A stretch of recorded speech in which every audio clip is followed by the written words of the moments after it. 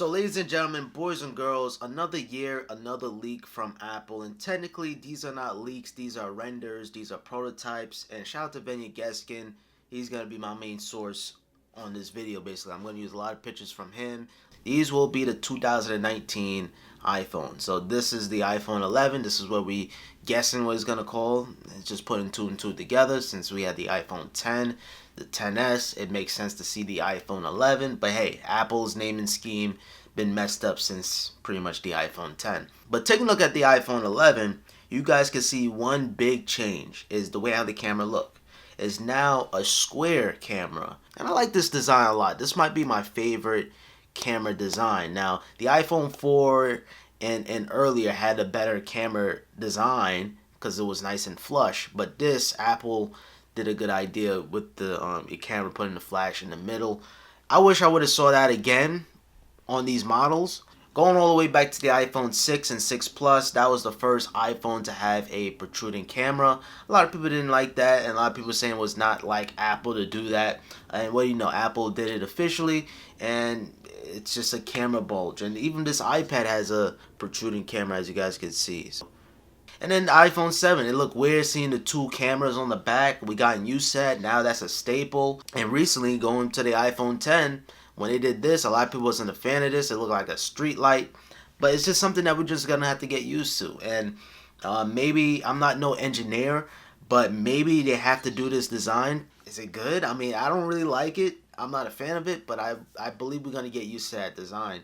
And really, you can even go out the limb and say Apple copied Huawei, because Huawei have that same exact square camera module. Yes, I'm not a fan of this design. It looks awkward, it looks weird, but then again, it's just something that we're going to have to adapt to. And obviously, these are prototypes, so everything is subject to change. Man, iPhones, we have a long way to go. It's only January, and iPhones normally come out in September, so we have a long way to go. But in terms of the design, the aesthetics, it looks exactly the same like the iPhone 10, 10s, and 10s Max. Pricing, I believe, is going to be the same price as the iPhone 10s Max. Oh, and after seeing those declining iPhone sales, yeah, I think it's possible. And I think the main issue why iPhone sales went down this year, this is the lowest S model year yet. I mean, going back to the iPhone 4S, we had Siri. The 5S, we had Touch ID, which was probably my favorite. And then we had the iPhone 6 Plus that featured 3D Touch, which is a pressure-sensitive screen, which I'm hearing they might take that out. But the Max and the 10S, it just wasn't really nothing. If you get a 10S and you get a 10, you're really not getting that much features, away from the gold color, I guess. But it's not that much, and that's why the iPhone sales decline, because people want to see new features. People are tired of the same recycled bullcrap. Now, I love Apple products. I think they're quality, but sometimes Apple been slacking. And going back to 2019 iPhones, it's just nothing in store that want me to upgrade from my iPhone 10 to the iPhone 11. Yes, we're gonna have a smaller notch. That's what sources are saying. Yes, we might see Type-C, which I don't think we're gonna really see it because Lightning is so expansive. And I think you have the AirPods that takes the Lightning. This is gonna be a whole mess if Apple changed that port. But then you never know, Apple. They might change it anyway, just like what they did on the iPad. So Type-C is possible. Also, there was one source that was saying an embedded fingerprint scanner on the screen. So this is what we was predicting since this was called the iPhone 8. Obviously now it's the iPhone 10. And that leads me, most modern Android phones like the OnePlus 6T, it's a bunch of phones that have the embedded fingerprint scanner. And I would love to see that. And I'm going to talk about that too a little bit, the Android devices. But overall, what I'm trying to say is, you need to have a wow feature.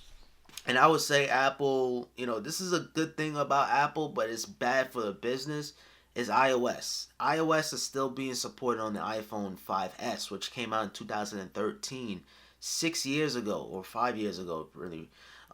So it's like, if I can upgrade to iOS 12 and get the same features, almost the same features as the iPhone 10s, why am I upgrading? And same thing with especially if you have an iPhone 10, why am I upgrading to the 10s if I can update this device and get pretty much mostly all those features? But yeah, I mean, it's just not that, it's not enough overall, I'm trying to say.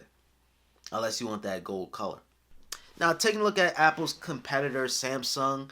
Samsung is killing the game right now. Like, all right, looking at the Note 9, they still feature the headphone jack, which there's rumors saying they might get rid of it. But the Note 9 had the headphone jack, water resistant. It had the stylus, the S Pen. I'm hearing it's a great thing to have on any smartphone. It's the best thing since sliced bread.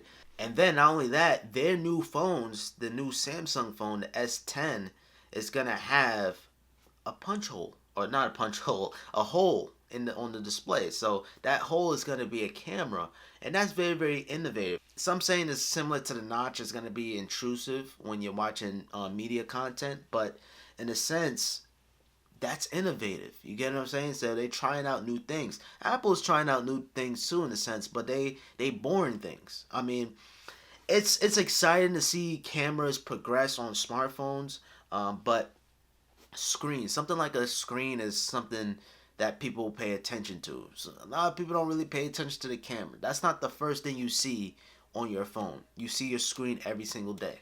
Really going beyond that, look at the OnePlus 6T.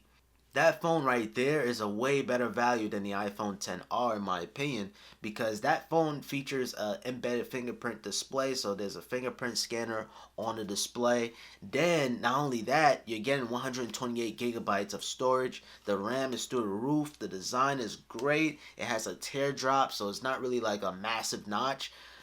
I don't have no Android devices, but coming from an Apple guy, I can respect the competition for trying out something new and being better than Apple and being affordable.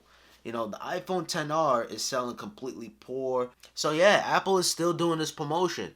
So if you trade in an iPhone, you can get the iPhone XR from 450. So, and same thing with the XS. So as soon as you go into the Apple site, you see that. And then if you go into an Apple store, you see in 10R, 10R, 10R. That's the first thing you're going to see right there. And you're seeing it on the Ellen Show. You're seeing it on TV. You're seeing the iPhone XR everywhere. And the thing is selling poorly. But really what's helping sell the iPhone in a sense, or what makes people go with iPhone all the time, is because of iOS. Let's face it. Because iOS, you know, Instagram runs better on iPhones. It takes a little bit better pictures when you're on those applications. But with Android, there's just so many of those devices. So, you know, Instagram, and if you love social media, iPhone is the way to go. And even when it comes down to the apps, some apps are exclusive to the iPhone.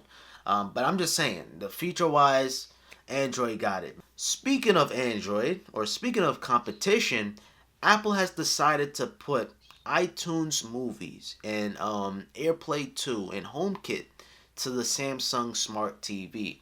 I was shocked. First, we had the Apple Music coming to Echo devices. It's available now, and I actually like that change. And then now we have this, iTunes Movies and AirPlay 2 and HomeKit support is on the Samsung TVs, smart TVs that is. Now, in a sense, that would probably hurt the Apple TV sales, just because if you have a Samsung Smart TV already, you don't need to buy an Apple TV. But then again, do people upgrade their TVs every year or every 2 years?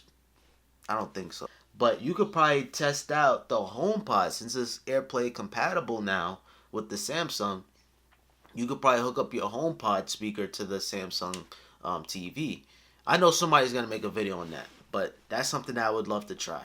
The iPhone needs to include a fast charger. Like, it supports fast charging, but it doesn't include it in the box. Like, what type of nonsense is that? And then not only that, they took away the dongle. I don't think the dongle is going to come back, but man, Apple is something else. And then they wonder why. And I know Apple's future is to go portless. So, and that's another reason why I don't think we're going to see Type-C. So, why add Type-C if you're trying to aim for portless design? So, they're trying to completely make an iPhone with no ports. You're forcing you to use the wireless charger.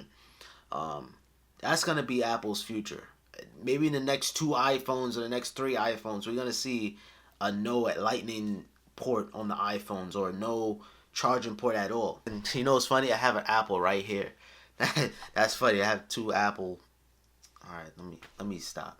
I'm gonna go away now.